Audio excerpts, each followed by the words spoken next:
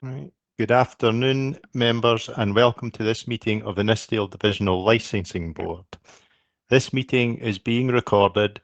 Could I remind members to follow the good practice guidance, which includes muting microphones and switching off their video when you are not addressing the meeting. Should you wish to contribute to any item, you should write "speak" in the Teams chat function or raise your virtual hand and you will be invited to speak in order. Should your question or issue be raised by a previous speaker, please withdraw or your request so that we deal with the business as efficiently as possible. Members may notice that when calling members to speak, I will refer to them formally and using their title, e.g. Councillor Smith, so that it is clear who are councillors and who, by the process of elimination, are officers. Now move on to item 1, sending apologies.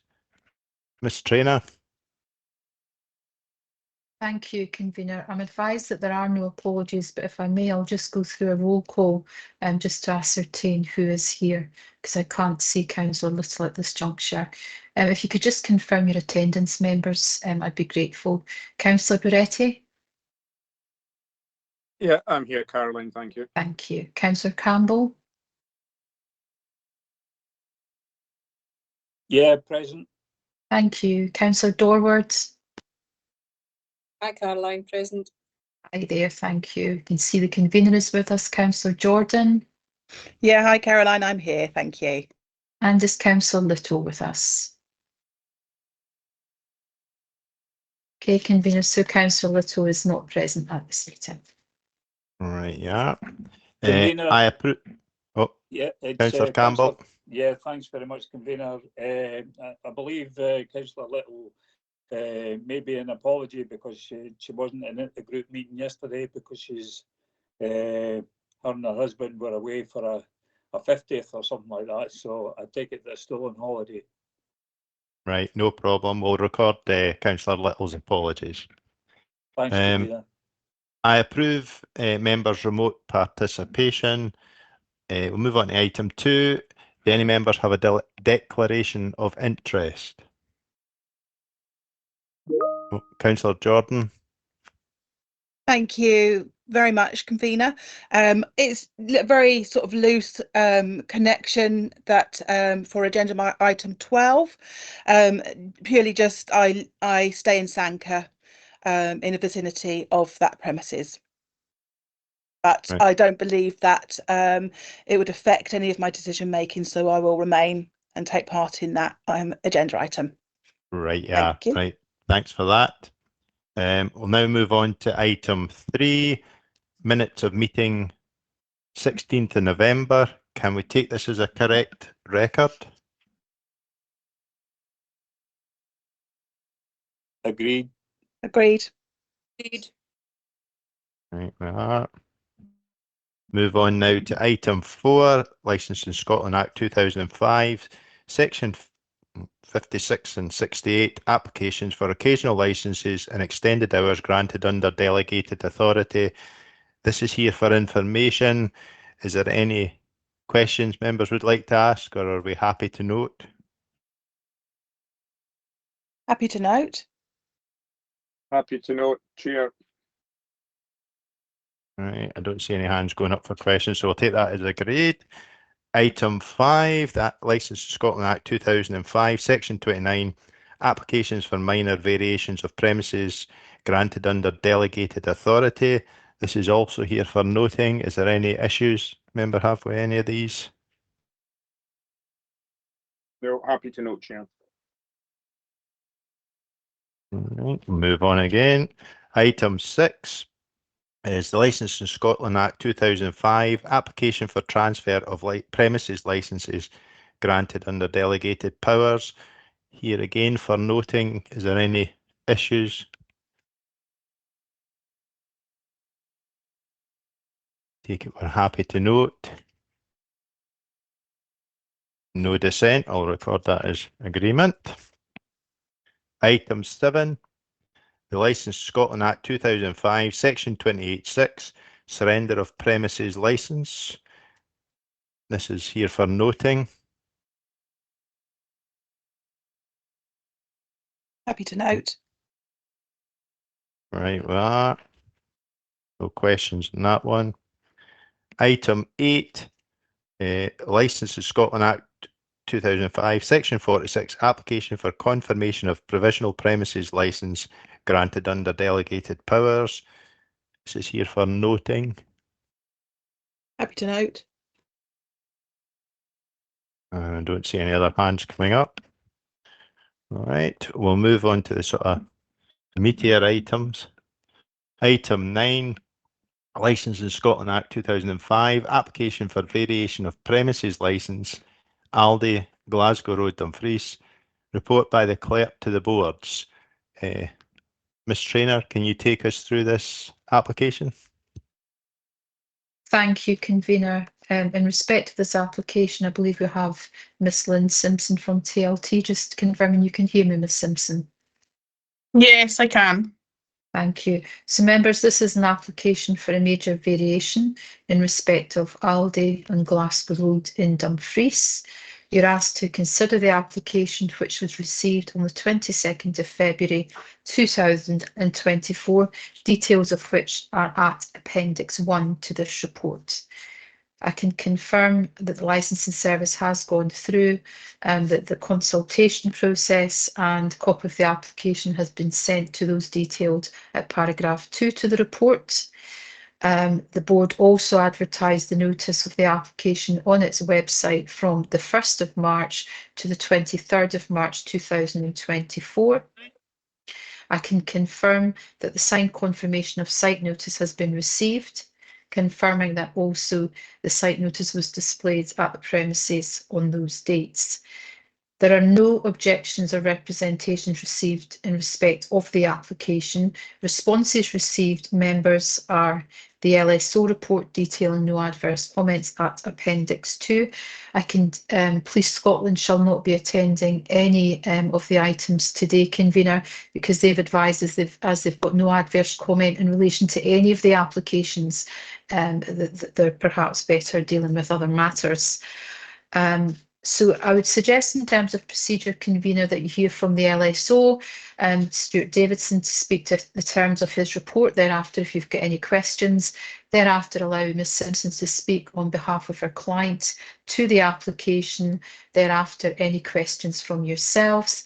Thereafter, perhaps allow Ms Simpson the opportunity to sum up on behalf of her client prior to going into session. Thank you. Right, so Mr. Davidson, would you like to address your comments in the report? Do you have anything further to add? No, good afternoon, convener. Thank you. No, just the report is as you have in front of you. There's no adverse comments as described there.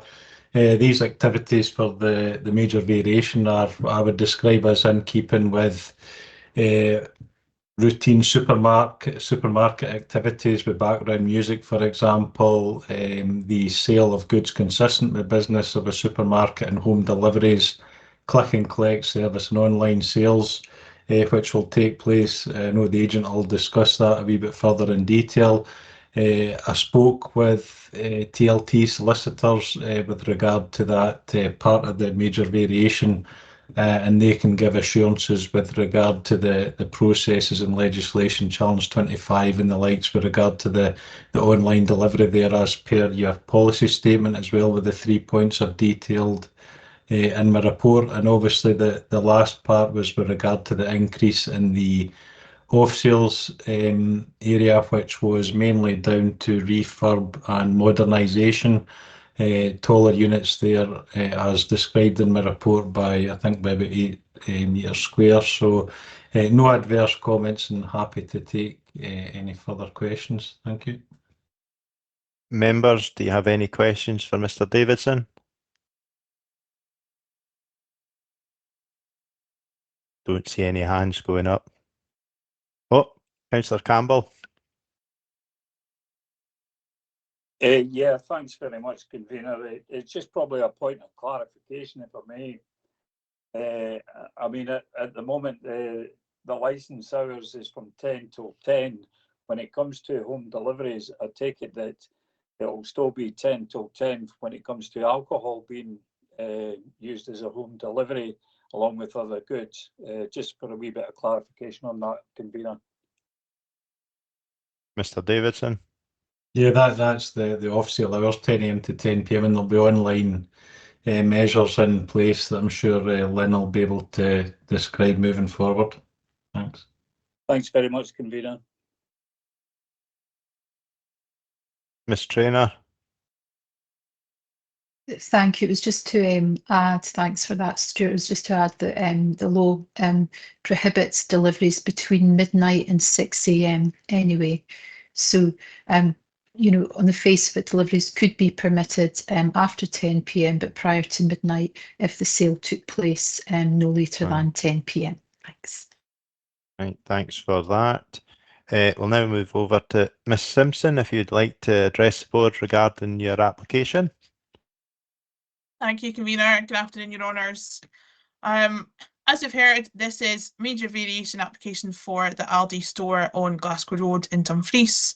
Just to give you a little bit of background to this application, this store is scheduled for refurbishment later this year as part of Aldi's store refurbishment programme. That is an ongoing process, and a certain number of stores are selected each year to have those refurbs and upgrades put in. And this store in Dumfries is next on the list. The refurb includes various aspects being upgraded, particularly fittings and fixtures, especially the chiller units. Those are upgraded to a more environmentally friendly design as part of the overall project. For the alcohol display, the new display fixtures they're being updated, but they are slightly wider and taller than existing, and the shelves are a little bit thicker, so the whole unit takes up slightly more space. We're also adding one extra bay to that display area, so we're going from a capacity of 31.7 up to 39 square metres, so it's an increase of just over 7.3 metres. And I say a lot of that is the unit takes up more space. As part of this application, we're taking the opportunity to just tidy up some of the wording in the operating plan. We're adding recorded music as a permitted activity, just to allow for background music to be played in the store. Also adding in click and collect and home deliveries, as we've heard, really to give the store some flexibility. You've heard from the LSO that this is something that Aldi's looking to offer in the future.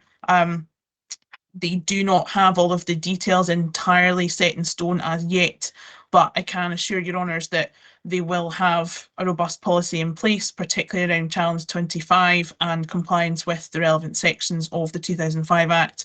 We will be working with them to ensure that that policy is as robust as possible, as we've done successfully for many other clients across the country. Obviously, being Aldi, they want to make sure that everything is done correctly, and it will be.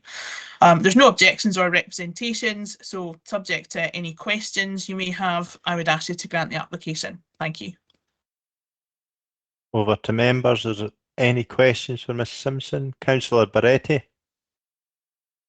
Yeah, thank you, Chair. Just to clarify a little bit, I picked up that you're widening the shelves and raising them, so I'm assuming you're putting in an extra level.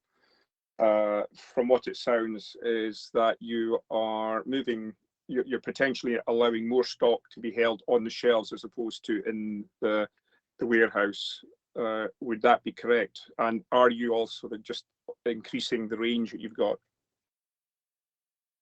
So there's basically two parts to the increase. As I said, one part of it is that the shelving units that are going in are wider and thicker. The actual shelves are thicker. So essentially in the space that's there at the moment, there will probably be less alcohol displayed because that unit, the actual unit itself, takes up more space. The shelves are thicker, so there's not as much space for products, and that's partly why an additional bay is being added. So I think probably on balance there is slightly more, there will be slightly more products on display, but not even that full 7 metre squared. Part of that is purely because it's taking up more space.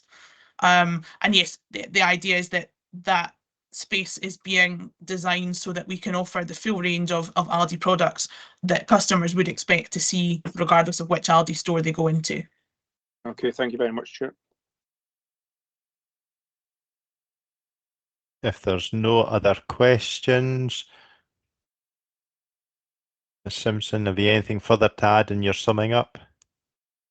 No, I don't think so. I think I've covered everything. Thanks, Convener. Right, we're now in session. As there's no issues being addressed by either police or the LSO, I'd be happy to move approval of this. Councillor Campbell, Yeah, I'd be happy to grant this as also, Convener. Thanks. Councillor Barretti, Yes, I'd be happy to grant the same, Ivor. Thank you. is there anyone otherwise minded? Don't see any hands going up. Ms Traynor, if you'd like to give the decision. Thank you, Convener. So Ms Simpsons, the board today has granted your client's application in its entirety. You will be notified of that decision in early course in writing with the revised licence sent to you. Thank you. Thank you, Your Honours. Thanks, Carolyn.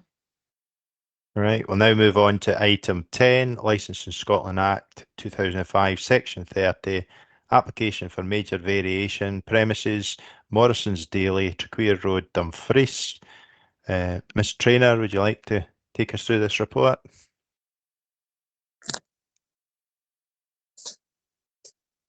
You're on mute, Caroline. I did press it, but it didn't work. Apologies. I'm advised, Convener, that we have Alex Green, agent from Goschalks, here with us today on behalf of the applicant Morrison's Daily. Is Mr. Green with us today? Caroline, it's Cheryl. Mr. Green is with us, but could I just ask for a moment to bring him in? We've had to sit him in a separate room, sorry. If I can just have a moment, I'll bring him in. Right, yeah.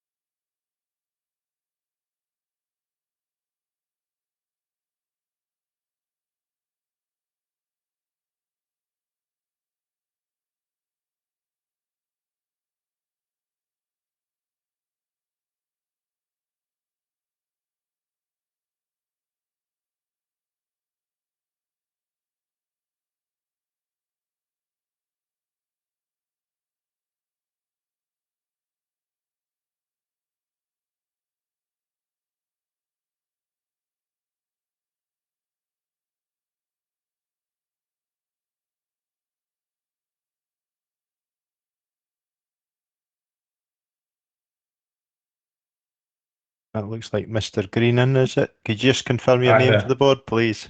Hi, Alex Green, Goschalks, solicitor for the applicant. Good afternoon to you all, Your Honours. Right, Ms Traynor, if you'd like to proceed now. Yes, thank you, Convener. So members, this is an application for a major variation in respect of Morrison's Daily at Trequeer Road in Dumfries.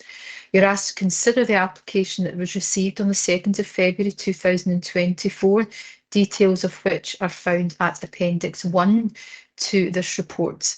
I can confirm that a copy of the application was sent to the agencies detailed at paragraph 2 of the report. In terms of advertising, notice of the application was advertised for the continuous period of 21 days from the 23rd of February to the 16th of March 2024. I can confirm that the signed confirmation of site notice has been received, stating that the site notice was displayed for that same 21-day continuous period at the premises. The last date for objections and representations was the 15th of March 2024. No objections have been received in respect of the application, and detailed at Appendix 2 to the report, members, is the LSO report. So in terms of suggested procedure, convener, you may wish to hear from the LSO, Stuart Davidson, to speak to his report, thereafter any questions from yourselves, and then allow Mr Green the opportunity to speak on behalf of his clients, the applicant in this case, and thereafter any questions from yourselves, and finally allowing Mr Green the opportunity to sum up his client's case prior to going into session. Thank you. Right, Mr Davidson, would you like to speak to your report? Thanks. Thanks, convener. Just as per the report there, the major variation submitted there by Morrison's Daily, they are seeking a variation for a home delivery shopping service, which may be operated from the store. Within that, I've detailed the process, which is fairly self-explanatory, although the only point that I wanted to raise that Morrison's Daily are using a third-party provider through Uber Eats and Just Eats through my inquiry.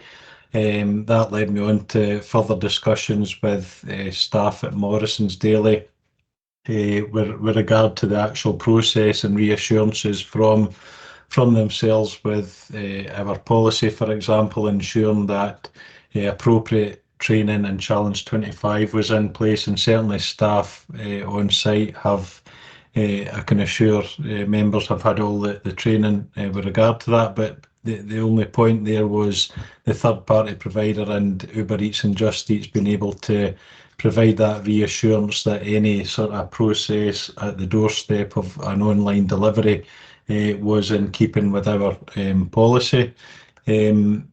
I don't know if I need to go into detail. I've kind of noted, or I've kind of went into detail with the exact process from what I was advised by Morrison's Daily staff and management with regard to that.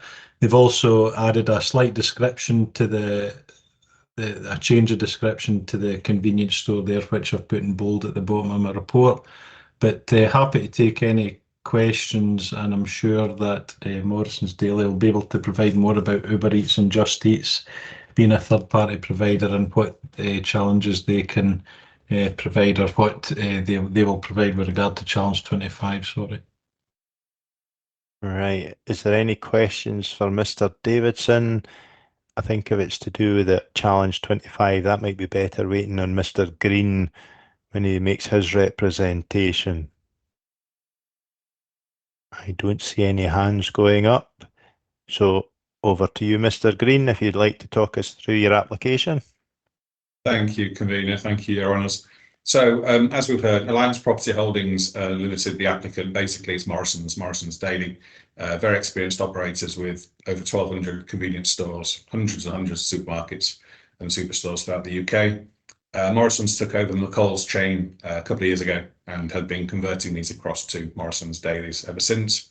This store is low risk, no issue, no problem at all. Very well run store indeed. The application, as we've heard, and Stuart, the other side, has done part of my job for me really, and explained a lot about what the application is really. We're just doing across the whole of the country, adding the ability to do third-party deliveries. Of course, these third-party delivery companies are very, very, very experienced when it comes to delivering groceries, including alcohol. All rules, regulations and laws are, of course, strictly followed. Challenge 25, deliveries to addresses only, not to public places, detailed records kept, who collects, etc., etc. Sections 119, 120 of the Licensing in Scotland Act make it clear what is and isn't allowed. And of course, this is enhanced by your board's own policy documents at section 1.17. And I can, of course, formally confirm that my client will, of course, comply fully with the law and your policy in relation to its delivery service. Kept it as brief as I can. Conclude by thanking the board and invite you to grant the application. Thank you. Right. Over to members. Any questions for Mr Green?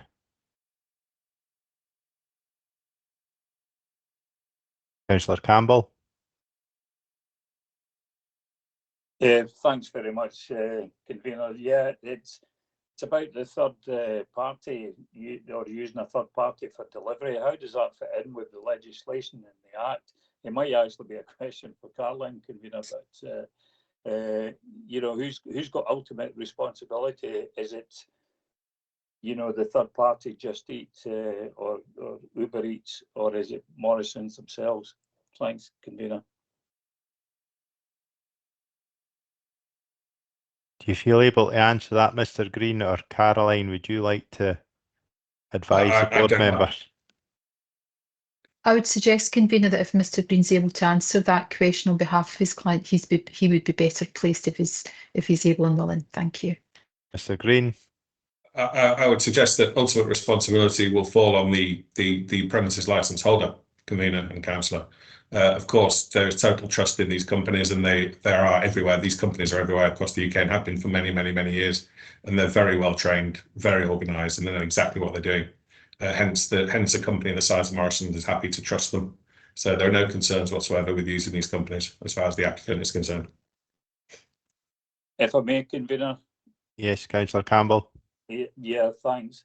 So, so what has Morrison's got in place to actually make checks that the third parties are delivering as they say they would and following the Act?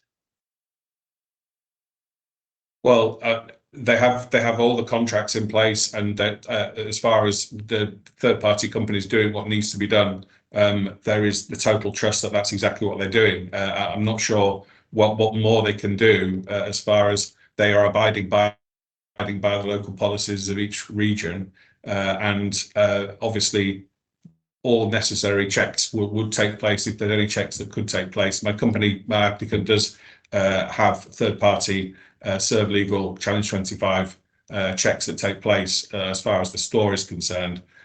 So I'm not sure if there's anything more that they can do to check that they're complying. Thanks, convener. Mr. Davidson, you wish to add something? Sorry, it's just to maybe reassure Mr. Campbell that I suppose the packaging of any sort of restricted article before it goes to the delivery driver, if you want, or whatever, is packaged accordingly and sealed with the appropriate signage as per the report. So that's blatantly obvious initially, as well as the device that the driver will be carrying to say that there's questions to be asked around about Challenge 25. And you know, Morrison's Daily, I'll not go into this lightly, and I'm sure that you know, Uber Eats and Just Eats are well known as well. And it was, I probably just put that in my report because I wanted the agent to kind of clarify that. And I think in my sort of mind, when I was at the store, very well run, professional as well, and I was satisfied with that discussion with the staff at Morrison's Daily. Thanks. Yeah, thanks, convener. Right. Mr. Green, you have the chance to sum up if you want to add anything to your presentation so far. Thank you, convener. No, nothing further to add. Thank you very much. Thank you for your time. Right, over to members. We have an application, no objections, and it's for something that most places are doing now. So I would be happy to move approval. Councillor Campbell. Yeah, likewise, convener, happy to grant this. Councillor Baretti. Same, convener, happy to grant. I don't. Anyone otherwise minded? Don't see any hands going up. Ms. Traynor, can you record? Let Mr. Green know the exact decision. Thank you, convener. So, Mr. Green, the board today has decided to grant your client's application in its entirety.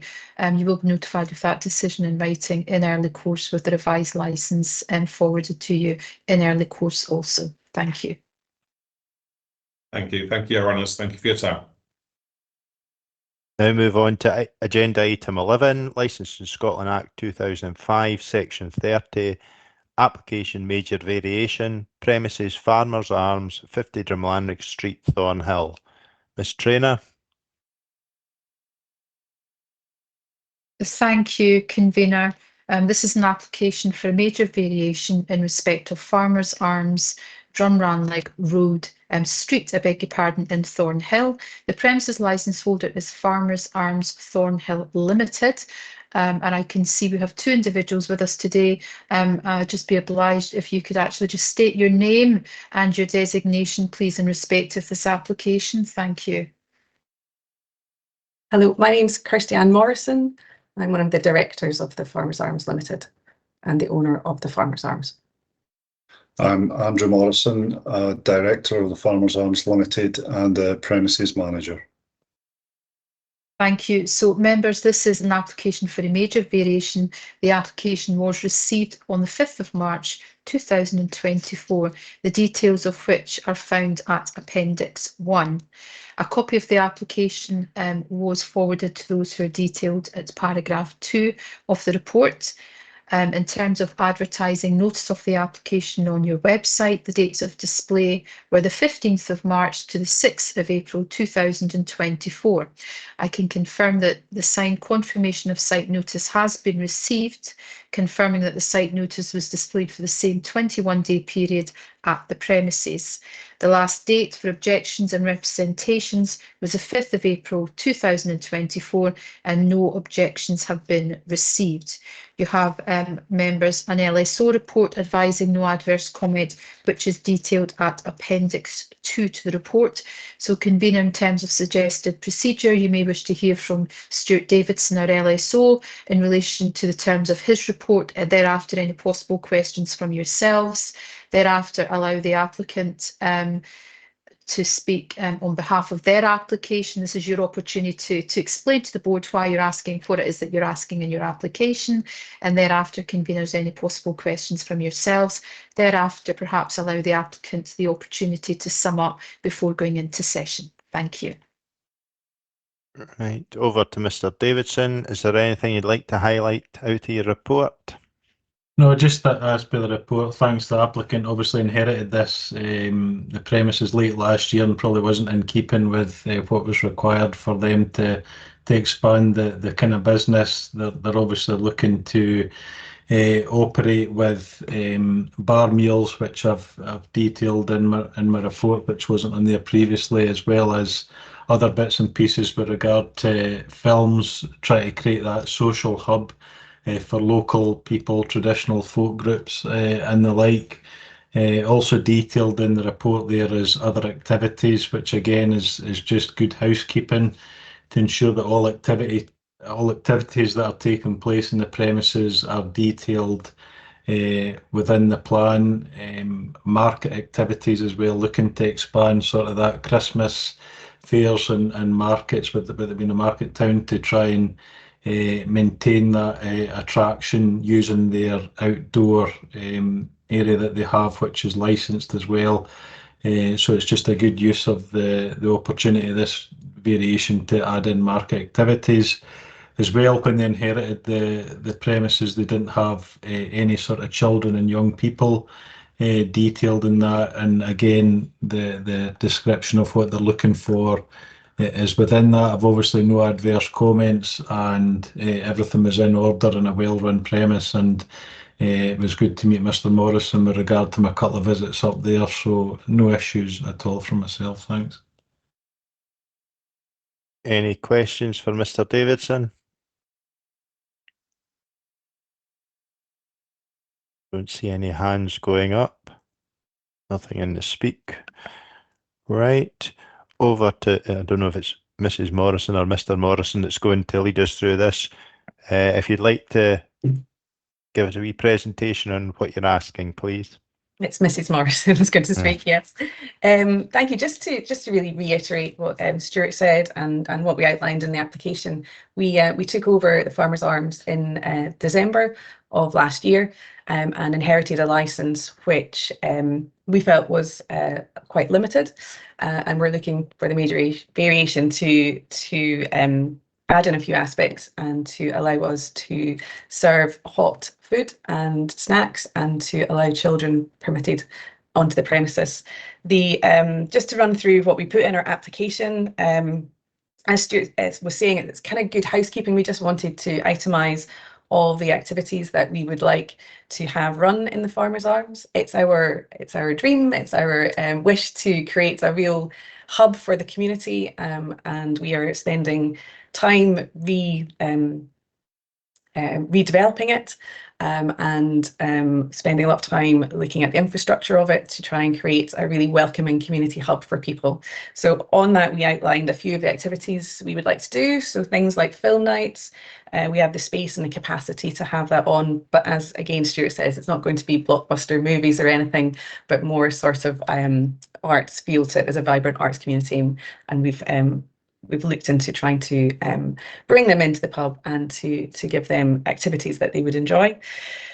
For the variation we put in section 5F, it stated only that darts was during the winter. We want to take that out, and we are replacing that with a list of activities that we hope to run all year round. So we've put down pub quizzes, bingo nights, film nights, card nights, etc. Again, just trying to create a really nice community-centred pub that people wish to visit.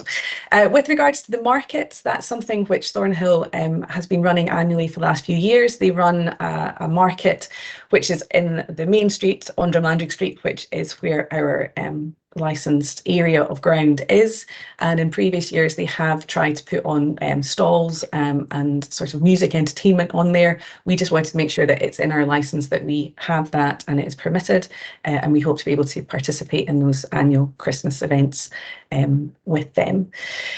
When it comes to children, again, we inherited a licence that didn't allow children to be permitted onto the premises, and we would like that to be altered to allow them. Again, we're just trying to create an inclusive community premises, and we also are hoping to encourage tourism in the area in general and to allow tourists into our property, and not have to turn them away if they have children with them. Anything else you'd like to add? No, I think also just trying to move away from a wet sales only premises. We would like to be able to introduce food as well as non-alcoholic alternatives when it comes to coffee and also sort of light snacks as well. It doesn't have the capacity for a full functioning restaurant, but it would be bar snacks, pizzas, pies, etc. that we'd be hoping to introduce. I hope that covers everything in the plan. Right, yeah, I'll just see if there's any members have any questions for you. Any questions, members? Councillor Barretti? Yeah, thank you, Chair. Kirsty, Andrew, thank you very much. I see that, as you pointed out, you put the mention of the Christmas fair. I have attended a couple of those in Thornhill, and found them very useful. And I'm assuming that you're looking forward at some stage with any other initiatives to further any of these street stalls, because if I remember rightly, the last one was just occupied by a generic vendor, but not in fact the pub. Is that correct? Yes, it was a large kind of cart that played music, if I believe that's correct. So yes, we would be looking to use that space ourselves as well as for the community. So if there were other stalls holders that wish to use that for something, then we'd be willing to let them use that, but potentially have something there ourselves moving forward. It is a licensed piece of ground, and again, working closely with the community council, we would look to see what we could offer that would add to their existing provision during those market times. Okay, well, thank you very much, both. Thank you, Chair. Right, I don't see any other hands up. Would you like to sum up your case if there's anything you would like to add? Oh, I hope that you grant our application. We're at the very beginning of this journey and we're very excited, and we are working really hard to make the Farmers a real community place. And we've had such a fantastic response from the community already that we're just wanting to be able to continue with our plans, and as I say, make it an inclusive pub for the whole community to be able to come in and enjoy. So we hope that you grant our application. Right, over to members. Councillor Barretti. Got in before Councillor Campbell this time, Chair.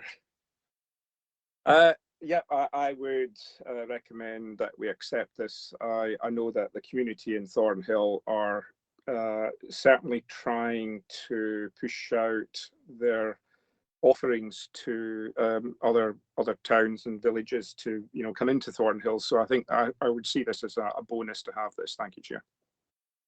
And Councillor Jordan. Thank you, convener. Yeah, happy to second. It sounds like lots of good plans for the benefit of the community, so happy to second. Also welcome this application, and I think the idea of putting snacks on is good because it encourages, rather than going for a drink, you're going for a meal, and it's more responsible that way, I think, to encourage young people to see that it's not a case that you just have to drink. So I welcome this sort of application as well. Ms. Traynor, I don't think there's anyone otherwise minded. So if you'd like to relay the decision. Thank you, convener. So you've heard from the board today, and they have granted your application in its entirety. You will be notified of that decision in writing in early course, and your revised premises licence will be with you in early course also. Thank you. Thank you very much. Thank you. Now move on to item 12, Licence to Scotland Act 2005, Section 30, Major Variation, Premises, Crown Inn, 58 High Street, Sanquhar. Ms. Traynor. Thank you, convener. I'd just like to check who we have to speak to this application. I'm advised that it is the licence holder, Elizabeth Clark, and her husband. I can see a Libby Clark. I'm just going to confirm, is Libby Clark Elizabeth Clark, and you're the individual to speak to this application? If you can unmute your microphone, please. Hello.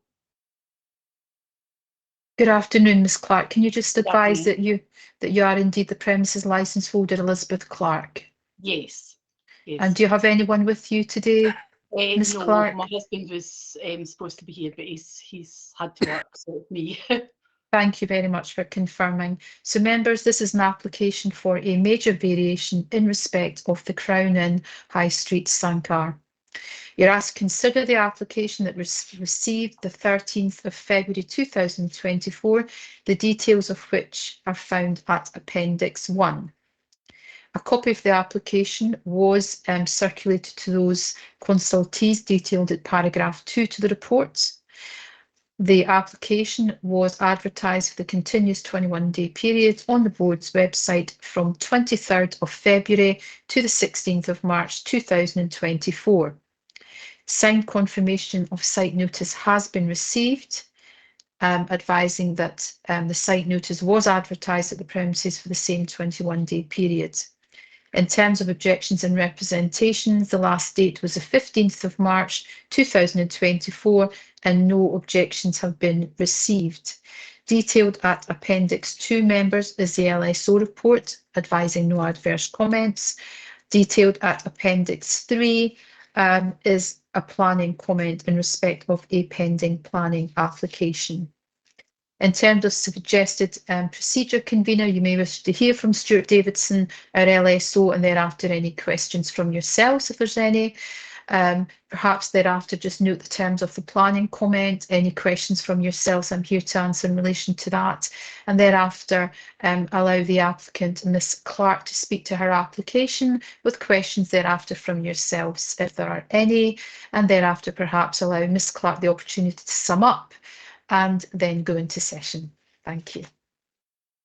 Right, Mr. Davidson, like to address any points?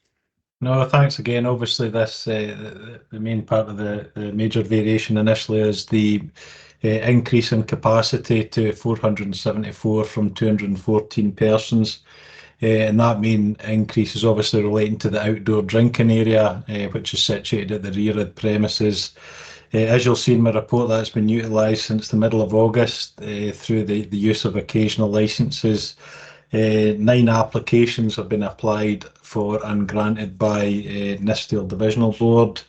The times there are detailed within the the report from myself when the occasionals have been started from and to.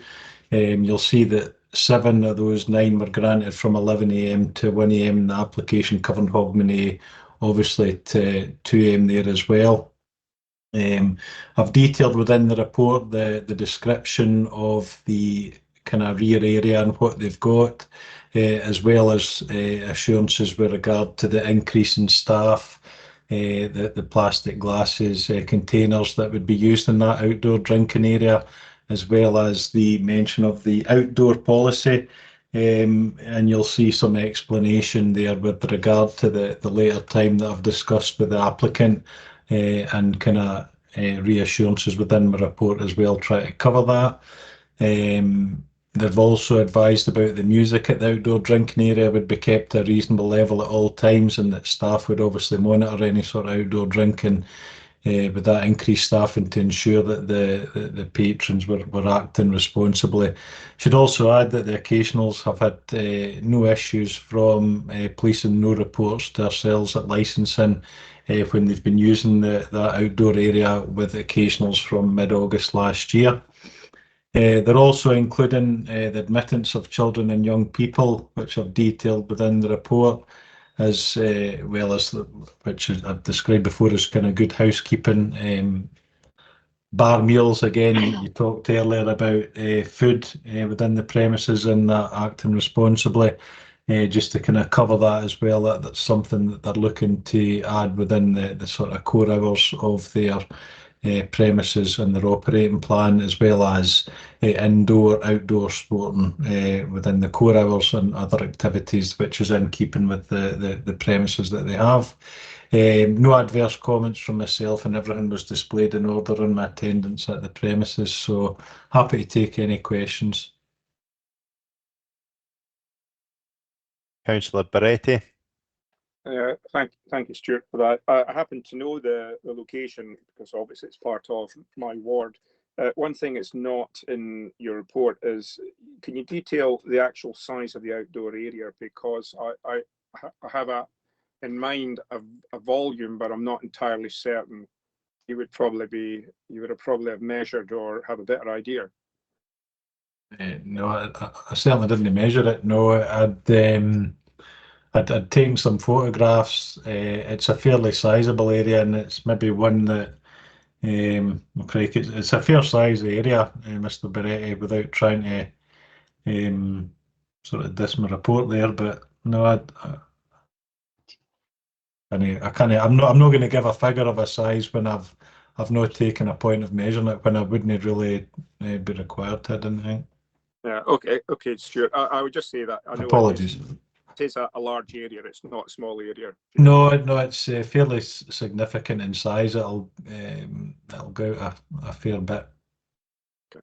Thanks, Max. Sorry. Thanks. Right. If there's no other questions. Sorry, Councillor Campbell. Yeah, thanks, convener. Yeah, it's just a point of clarity, if I may.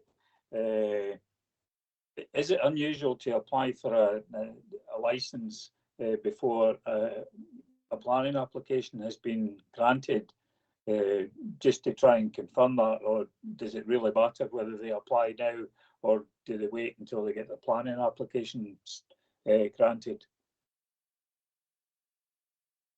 Sorry, if you can answer that, Stuart.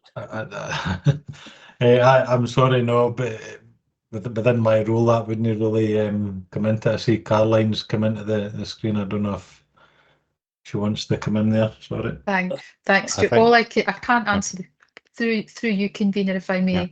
Yeah. I can't answer that question definitively.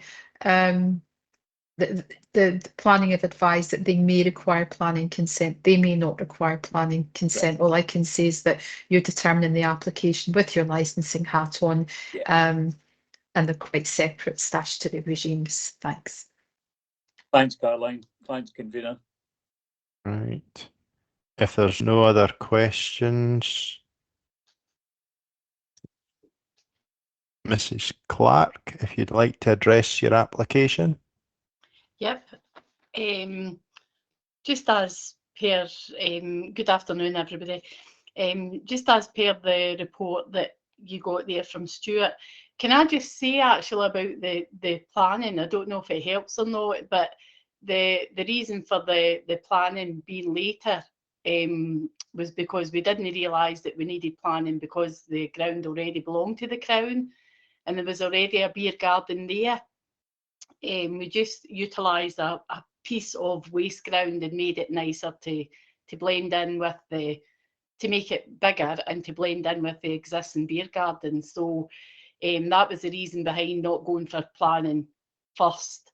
We had everything done when we then realised we needed to get planning because we had extended it. So I don't know if that helps any, but yeah, we just made the improvements as well just to greatly improve the look of out the back and to make it attractive for the use of the community as well, somewhere that the community can go and take their children and also have like snacky things available if they ask for them. So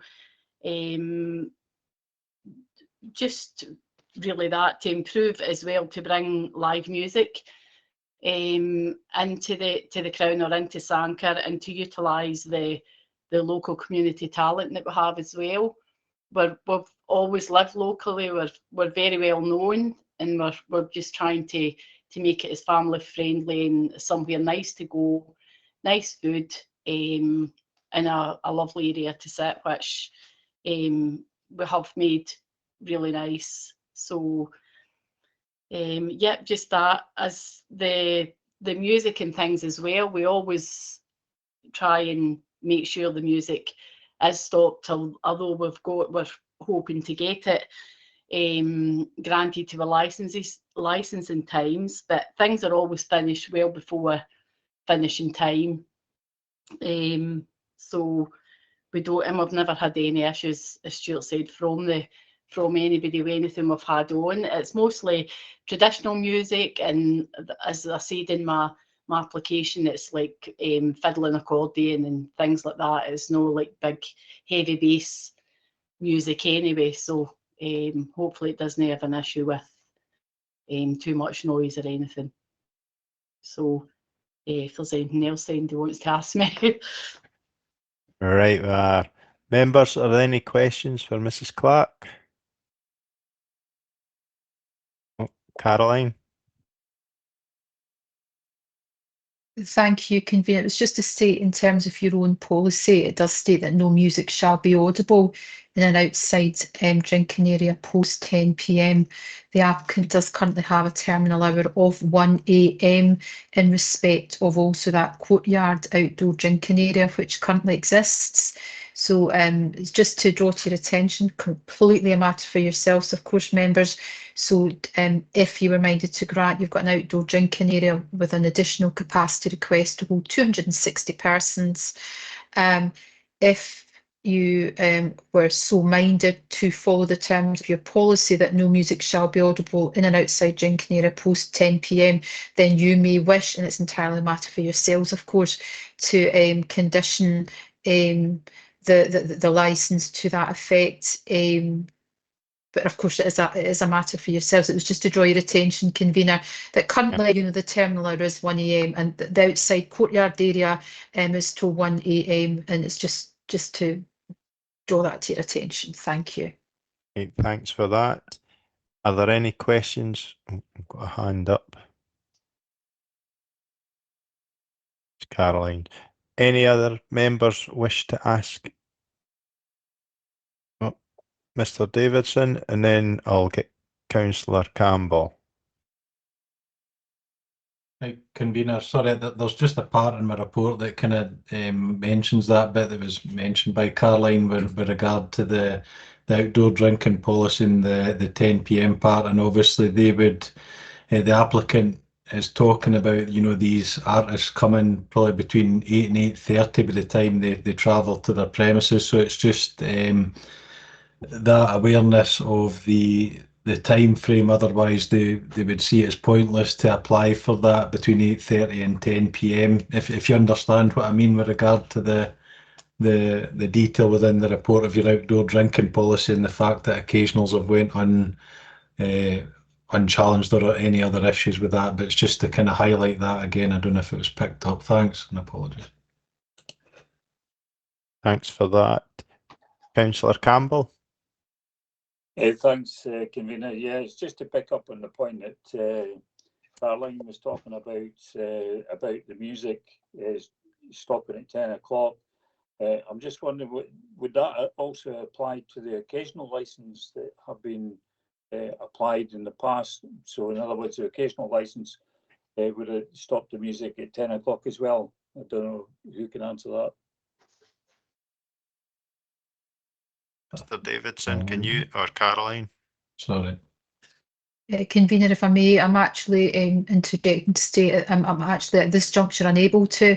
I don't have any knowledge of the occasionals. It may be the case that Stuart can answer better than I, or alternatively, if Stuart's unable to, we can always get one of our team perhaps to look into that for yourselves, as to ascertain whether any conditions were attached. But I won't say no, because Stuart may already have the answer. Thank you.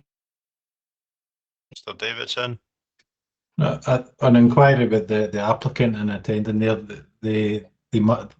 I think it's on the report, the music certainly went on beyond the, up to their terminal hour. They're talking about shutting it down at midnight, I think, as well in my report. But certainly the occasionals were used to their terminal hour and not 10 PM as per the policy. I think the first one, I think, was granted by ourselves, Convener, to that time, and then it went on beyond as per my report at the start. I hope that answers it, Mr. Campbell. Yeah, it's just that I'm a wee bit confused here when Caroline's saying that it's in our gift to stop at 10 o'clock. But I mean, if it's already been past 10 o'clock on the occasional licence, would that be unjust or unfair? I'm looking for guidance, Convener. Ms. Traynor. What I would say, Councillor Campbell, is that the terms of your policy state in relation to outside drinking areas that 10 PM is an appropriate terminal hour. However, in non-residential areas, that hour can be later, and each case will be determined on its own circumstances. So it is within your power to certainly grant, if you're minded to grant, it isn't within your power to grant to the 1 AM terminal hour request, given all the considerations. It's also within your power to condition it on the basis of preventing public nuisance if you were so minded to 10 PM or a later hour, or grant it to 1 AM. It's entirely one for yourselves. In relation to your question about the occasionals, as I say, I don't have any knowledge of the occasionals other than what Stuart, our LSO, has just said, that they were granted, as his report says, the first one to 10 PM and the next 7 to 1 AM. But that's the only information that I have in relation to the terminals being granted to that 1 AM. Of course, the occasionals would not have been encapsulating the 260 capacity request today in relation to the extended outside area. Thanks, Convener. It's a wee bit clearer. Councillor Barretti. Yeah, thank you, Convener. I think I'll pull your attention to page 61, the bottom paragraph, because it does actually say terms of occasional licence applications. What it doesn't say, as Caroline has referred to, is whether they were internal or external, but it does say covering Hogmanay. That might be, I think that was external, because I did go up to Sanger at Hogmanay. So that would be a question to ask. Thank you, Convener. Right. Can anyone clarify that? Is that to clarify that there was outdoor drinking area? Yeah, I think so. Yeah, it would be, because otherwise they wouldn't need occasionals, because the occasionals is for the unlicensed area. Yep. Right, if there's no further questions, Mrs. Clark, would you like to sum up if there's anything else you would like to add to the presentation? No, really, just to say that the occasional licenses were to the time, like we're licensing hours, and to 2 o'clock on the on Hogmanay. We didn't have any issues, and as I said, we are very responsible and aware of noise and things, so we don't ever expect to have the capacity, like full capacity anyway. The people will have out the back, and we would be hoping to be granted our licensing hours, but actually finish music by midnight anyway. We wouldn't be expecting to play music till our licensing hours anyway. So no, just really what I've said, I think. Right, that's members now in session.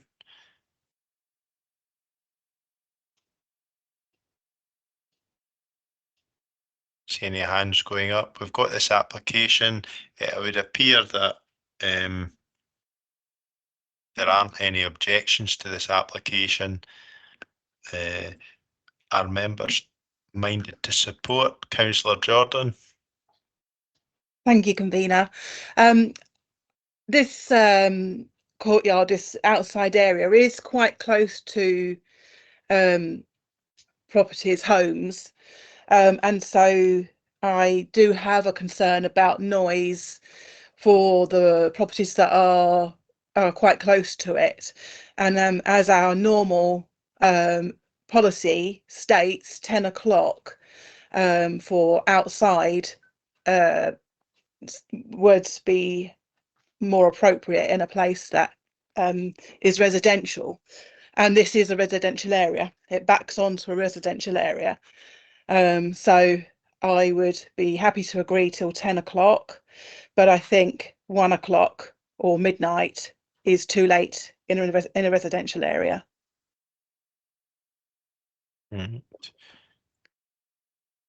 Councillor Barretti and then Caroline. Well,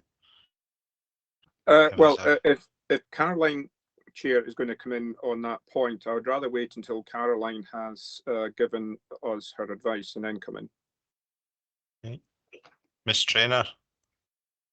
Thanks, Camille. It was just to say that currently, under the terms of the current licence, the premises already have an outdoor drinking area for a courtyard comprising of 60 maximum capacity, and there is no condition on the current licence stating that music must not be audible within that area after any time. So the terminal hour of the current licence is till 1 AM, 7 days a week, and it's not conditioned in any shape or form in relation to that outside the courtyard area. I don't know if Stuart wishes to come in, convener, in case I'm missing something here, but there is an outside drinking area for 60 persons for a courtyard, and there is no condition on the licence prohibiting, you know, hearing any music to any time. So therefore, music could be audible already to 1 AM and under the terms of the current licence. And now the applicant's requesting an extension of an outdoor drinking area for another capacity of 260 persons. Just to clarify. Mr. Davidson. Yeah, no, convener, just to confirm what Caroline said, that the courtyard is then extends onto this new outdoor garden area, which the drinking area, which backs onto, if I remember rightly, that there's properties, obviously as described by Emma earlier on, round about the properties, and I think there's like a commercial one to one side and residential to the other and to the rear. I think there's some wasteland and then a school and then some properties round about that, which is a wee distance away, which aye, you know, is neither here nor there. But no, that's it for me. Thanks. Councillor Barretti. Yeah, thank you, Chair. From memory, yes, there is quite substantial land behind it and a big field directly behind the field, the area that they're talking about, and a few derelict properties as well.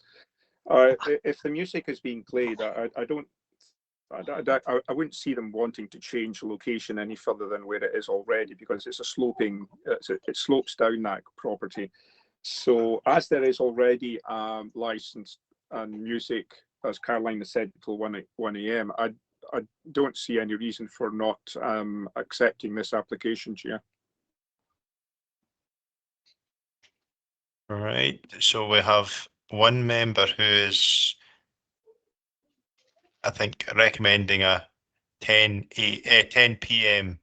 finish condition, and we have Councillor Barretti who's taken another decision, which is to agree as per the request. Councillor Dorward. Thanks, Chair. Good afternoon, members. I've studied the papers quite considerably, and I know that there are no objections. There have been no objections to any of the events which the occasional licences have, the current occasional licences, and no objections to any noise, I would say noise pollution going forward. I think for me, I don't know the area, but I don't have to know the area. I'm looking at it as an application from that perspective. And I would go on what's written factually, which says there are no objections. And I from Stuart and also from Libby, they're very careful with what they do. They're very conscious of who they are, and I would side with Councillor Barretti here in terms of ending the licence as per application. Thanks, Chair. All right. Ms. Trainer, can I ask a question? If a statutory nuisance were to be deemed in the future, it would be within our power to restrict hours, would it?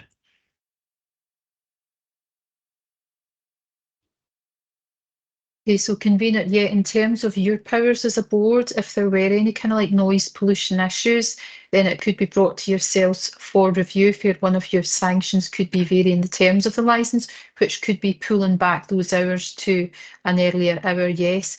In terms of the statutory nuisance that would be within the ambit of environmental health, I cannot comment on that, but I would imagine that they will have powers to utilise in that regard as well. But yes, it could come back to yourselves under the review mechanism with that variation power. Thank you.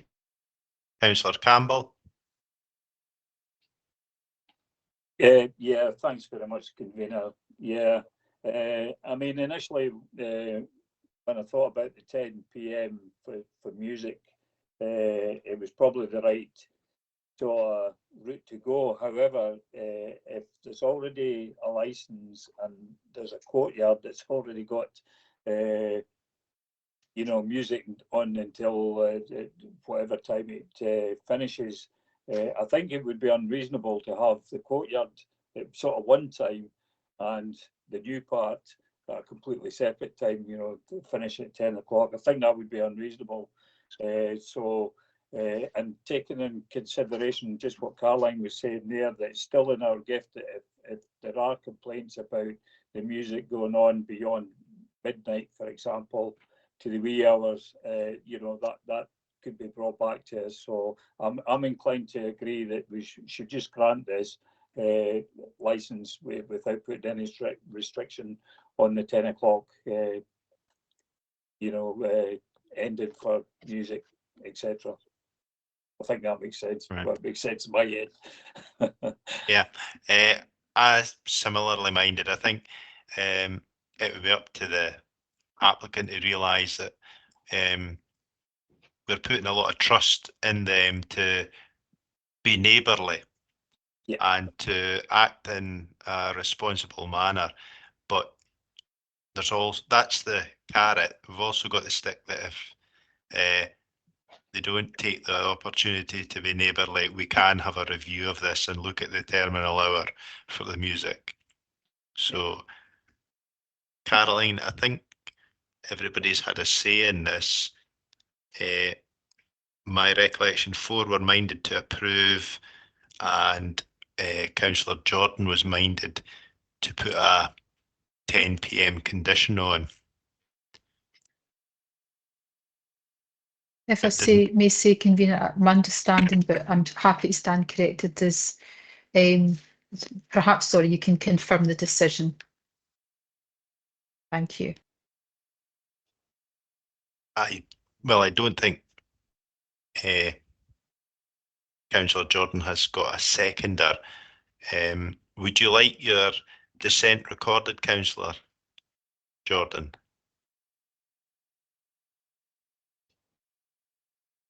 Either, I think she's put in the chat that she's needed to leave the meeting, so she's no longer Right. present. Right. Well, it would look like a unanimous decision as Councillor Jordan has had to leave. Caroline, would you like to? Okay, just so confirm? thank you, convener. So just for the purposes, it's now 15:10 p.m. Just so the team are aware, Councillor Jordan has left the meeting prior to a decision being made at 15:10 p.m. She's left the meeting. So you've now made the decision amongst the four remaining members, and your unanimous decision, convener, is to grant the application in its entirety. And of course, Councillor Jordan is not part of that decision. So, Ms Clark, you've just heard the licensing board today deliberating, and a determination has been made to grant your application in its entirety. You will be notified of that decision in writing in early course, and your revised premises licence will be with you in early course also. Thank you. Well, I have no further business. Date of next meeting is Wednesday, the 19th of June, 2024. Can I thank you all for your attendance?